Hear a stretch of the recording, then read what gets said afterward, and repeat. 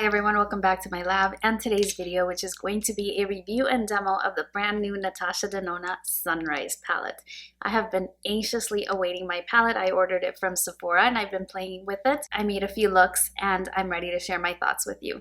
So let's go ahead and get started. So the newest addition to the Natasha Denona line is the Sunrise palette. It's very hard for me to show you the outer packaging because of its reflection, but this is what it looks like on the back side. You do have information about the shade names and the amount of product you're getting and so on. The palette is made in Italy, as all of Natasha Denona palettes are. You have a 24-month shelf life and the total amount of product that you're receiving here is 19.25 grams. When you open up the package, this is what the palette looks like, and it's very reminiscent of the packaging that she debuted with the Tropic palette, I believe.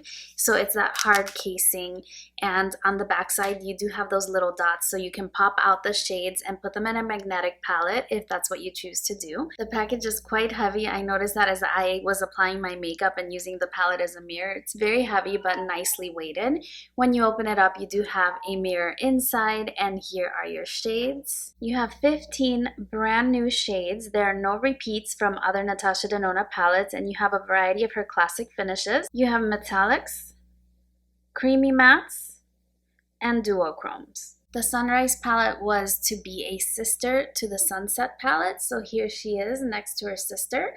You can see that the Sunrise palette has a lot more reddish tones, whereas the Sunset palette is a little bit more neutral, although definitely still warm. Now, since the packaging is more similar to something like the Safari palette, I wanted to show you those two side by side for size comparison. So there you see the size difference. Now personally, I find that at $65, this is now the best entry-level Natasha Denona palette in terms of what you're getting for the price. So this one is $65. A standard palette like this costs $129, and you're getting about half the product in this one as well. So half the product, half the price. Her typical 5-pan eyeshadow palettes like the Camel palette, these range, I believe, $48, and so at $65 you're getting a lot more shades. The mini palettes have had varying consistency. I only own the mini Lila palette and I own the mini Nudes palette, and if you take a look at this one, you're getting a lot less product. This one retails for $25, but a lot of people have said that the formulation of the mini palettes is not the same as the big palettes. Of the two that I own, it has been similar, but I don't own all of them, so it's hard for me to say. And lastly, at $65, you're now in the range of pricing as Huda Beauty. This is the new nude palette, and this one is a 12-month shelf life. You have 18 shades.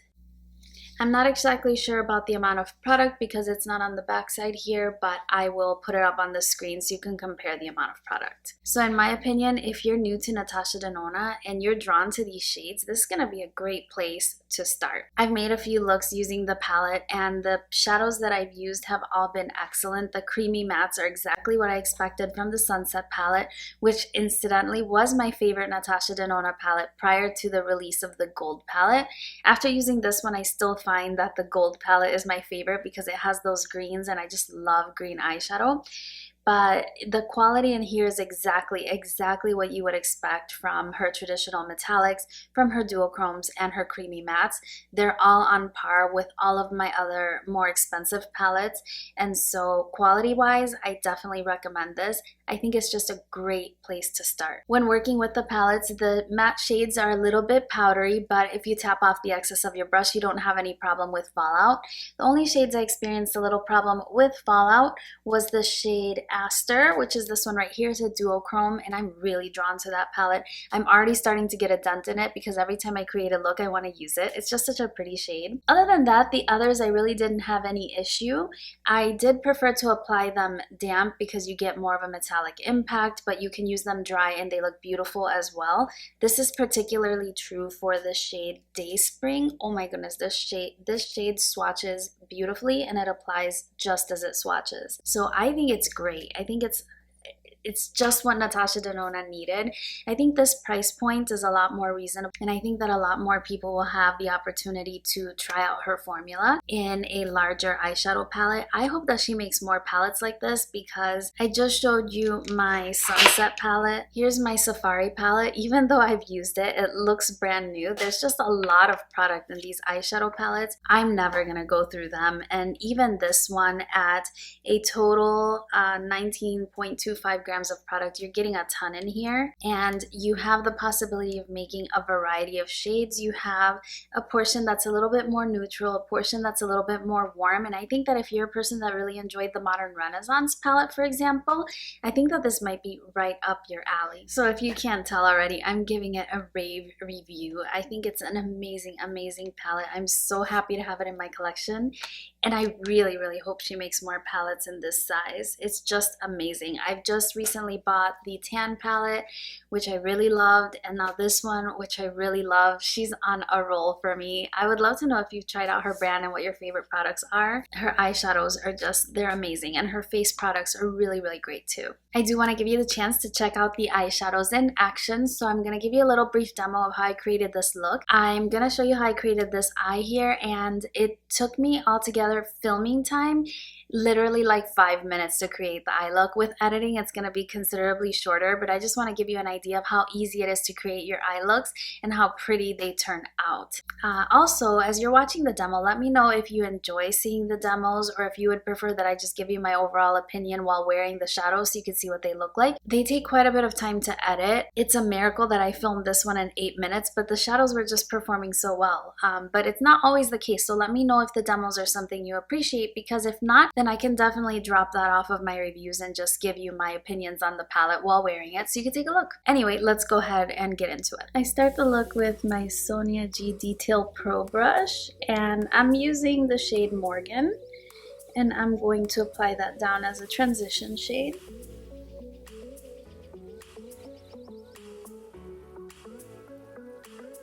I also run that under my lower lash line. I'm really messy with this since this isn't really going to be one of the key shades, it's just a transition. Next, with the Sonia G Blender Pro, I'm going to take the shade Glory, and I'm going to apply that on the crease as well as in the outer part of my eye. And I will also run this one under my lower lash line.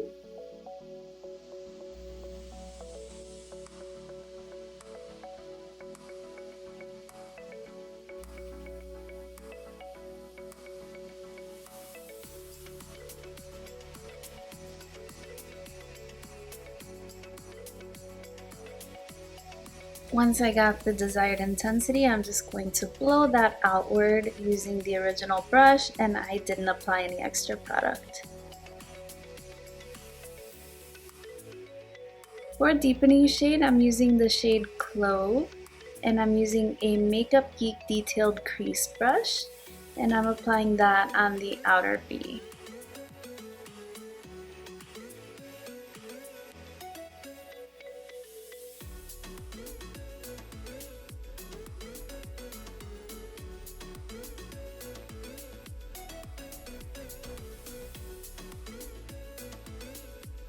I'm running the same shade along the lower lash line, but I'm using a Sonia G Smudger 1 brush.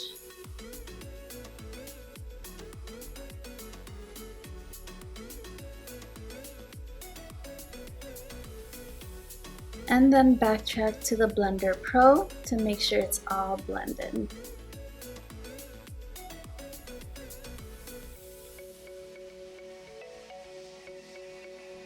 Now on a Makeup Geek foiled shadow brush, I'm using the shade Aster, and I am using this shadow wet because I found that when I use it dry, I can get a little bit of fallout, and I've already done my face makeup, so I don't want to ruin that.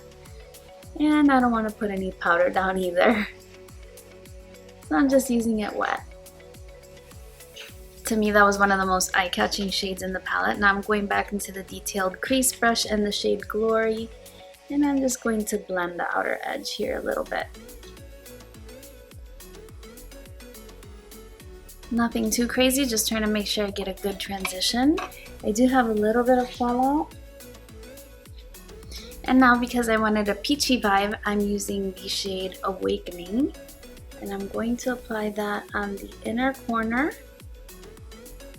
working it upward into that first transition shade because these are very harmonious tones.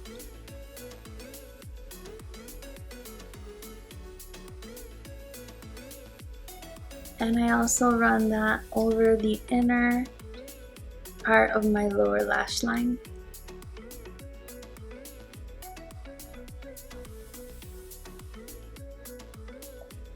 I'm using a Sonia G smudger too for this.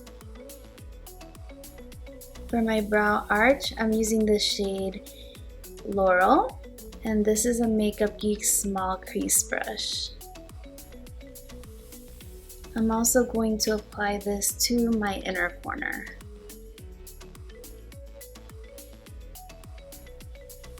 I'm gonna finish it off with lashes, liner, and mascara, and I'll be right back. Hopefully you enjoyed that demo. This is of course the finished look that you've been seeing throughout the video. If you're interested in my lipstick, this is the Hourglass Confessions lipstick in the shade I'll Never Stop. This is a perfect nude for me. But other than that, just my general opinion, if you were hesitating on picking up the palette, I would say stop hesitating.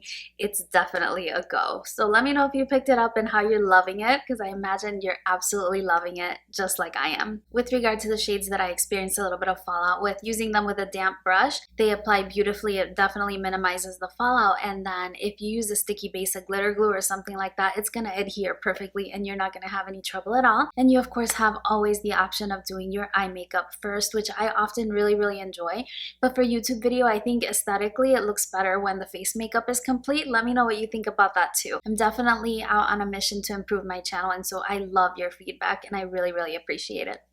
Other than that, that's everything that I have for you today. I hope that you're having a lovely day wherever you are. Consider subscribing if you haven't already. Give the video a thumbs up if you did enjoy it or find it helpful. And join me really soon for a future video. Bye-bye.